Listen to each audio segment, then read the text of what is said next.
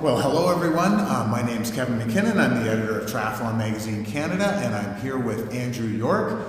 Our pick is U23 Athlete of the Year. So what was it like getting that phone call? I think your parents called you to tell you about that. Yeah, it was pretty cool. I was actually, kind of a funny story, I was actually swimming with you the day before, and I remember you came over and told me, about a week later, like, oh, I couldn't wait to tell you. And I was like, why didn't you say anything? I'm going to call mom and dad, that night. It was pretty cool because I won Junior Triathlete of the Year a couple years ago, and then went through a couple of rough years, just where I didn't seem to find my groove, and then to come back last year and have the season that I did, I think that means this year can be awesome if everything stays on the right path.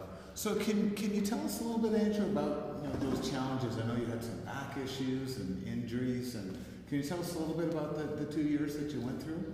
Okay, so basically I ended my first year of university and kind of my first year under 23, and everything was going on the right path, and I got to nationals and ended up having some pretty severe back spasms, and we weren't sure what it was, and it ended up being a life-threatening staph infection in my spine, and so I underwent emergency surgery. I was on IV antibiotics for a month, on oral antibiotics for another month. I was kind of told I would never race again. If I did, it would be a couple of years before I got to the level that I was at. And I came back really, really quickly, which was exciting, but then at the same time it was kind of a bad thing because I wasn't able to really, I started setting goals that were outside of really where I was at the time. And so, that led to me pushing it a bit too much, and I ended up with some stress fractures and low iron, and this season started off great and then ended poorly. So last season was kind of, I turned it around, and this is my final year of under 23, so I should have things a bit more figured out by now. So. Does something like this sort of give you a feeling of almost a little bit more pressure? Like, oh boy, now there's a whole pile of people out there watching me, or have you already dealt with that? Have you gone through that? There is some pressure to perform. Now that I'm on the national development team, I do feel a little bit like, I'm wearing the Canadian flag. I should be, I should just set a higher standard for myself in general, but bottom line, I put a lot of pressure on myself to perform, and there's not really anything anyone can say or do that's gonna, beat that. So. Oh, come on, I can publish something I'm sure I can get you going. Don't get me fired up. I like that idea. We're sitting here in front of a big old Marauders, whatever that is, the logo, I guess. Yeah. How's it been being here at Mac? Like, I think it seems like it's been a great training environment, and you've got some good structure here for it behind you. Yeah, McMaster is probably, I don't know, like I know everyone trains in Victoria for the most part on the national team, but living and training in Hamilton, working with the swim team here with Andrew Cole and Tim Sobe, Gray Fairley and the GHAC program. And then, the run program, I get to swim with the world's, well, not the world's, but, some of Ontario's best swimmers, some of Canada's best swimmers. I get to run with a really, a lot of up-and-coming talent.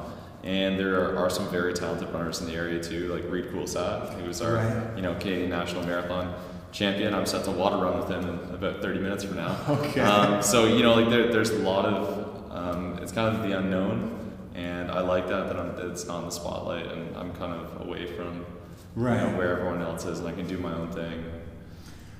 The question every parent would want me to ask: how hard is it to balance school with all of the training? Because obviously you're here at Mac, you're third year, fourth year. Okay, so bottom line, it just comes down to you have to get it in your head, just like when you are training, that there's no other option. Like, it has to be done. Like, failure really isn't an option.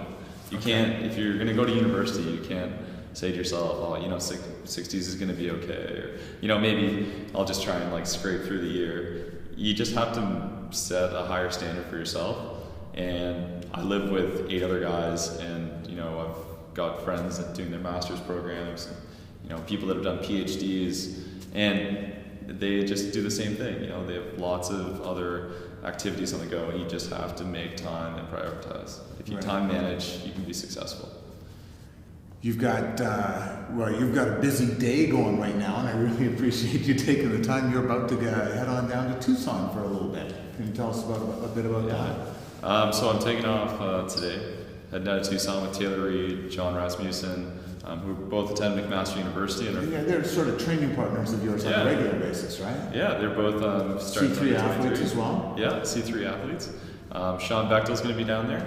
Okay. All-Canadian runner Lionel Sanders has joined our team. And so basically we're going to head down there and do some big bike volume. For me, I'm going to do a lot of swimming. And it's just a nice break from cold February. And it's nice to do it on reading week so I don't miss school and all that. But yeah, it's just, I'm really looking forward to it. So you got fourth year, you're finishing up now.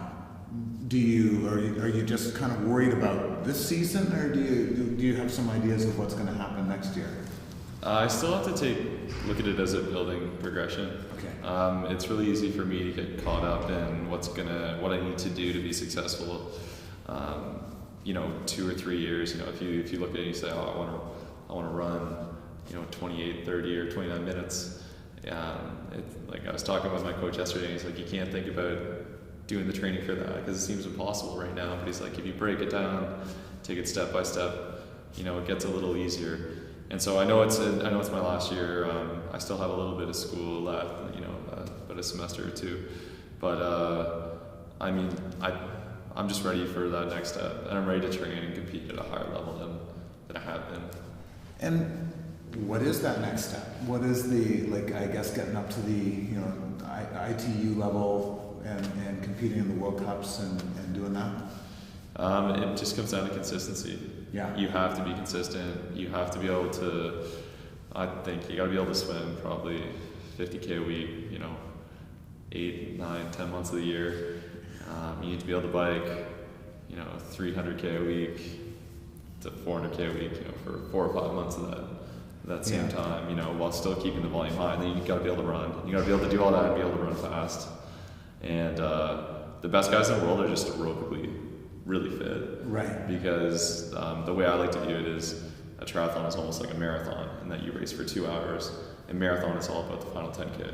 And triathlon is all about the final 10K.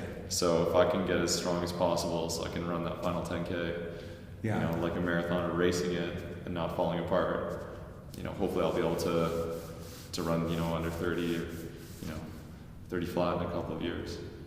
Yeah, which is, is what I'm always telling the kids I coach. Whenever we talk about the running and stuff, I just throw out 29:10, 29:08. That's, what is it like to be in the races with those guys, knowing that, no matter how much I'm going to hurt, it still might not be enough.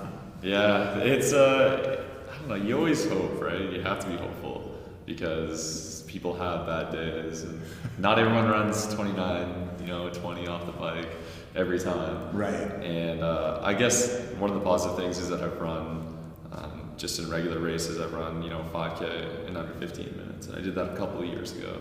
I ran 8:30 for 3K this year, with only one track workout under my belt. So it's like I know I have that speed, and running 29 minutes it looks fast, but if you break it down to 400 speed, it's not very quick. It's just, you just need to be very strong. 72 seconds a lap is 30-minute 10K. Yeah. So for some people watching this, they're going to go, he's saying 72 seconds a lap is not that fast. Come on, get a life. But no, I hear what you're saying. So, it's just a matter of, as you say, taking those little steps. And is it, last question, because I know you need to get into that pool and everything, but is it hard to break it down and to think of that? Is it hard to say, okay, I need to be patient, it can't all come in the next year or whatever? Yeah, it does become difficult. That's one of the things I've really worked on with Andrew Cole here, and pretty much all the coaching staff, is that I can get down on myself sometimes if I'm having a bad day. You're doing your third workout, the first two have gone terrible, you're tired because it's, you know, a 25-hour training week, and you're going to school and you're just tired and you don't want to be there, and you just have to do it. And even though it might not be a great effort, like just going out there and laying it down. Yeah. No matter how you feel, like getting it done is what's important. Yeah. And so that's what I've been working on mostly. Well, good luck with that. I will. This is nice. I live in Hamilton. You live in Hamilton. Pretty easy to catch up. So we'll hopefully make this a semi-regular occurrence over the next year. And good luck down in Tucson. And thank you so much for taking the time. Thank you very much. I really enjoyed it. So I'm Kevin Mackinnon, editor of Triathlon Magazine Canada. He's Andrew Yorke, the fastest U23 guy we've got kicking around Canada right now. There we go. Put some pressure on it. And it's been great chatting with him. So thank you for joining us today, and we'll be back in the near future with more.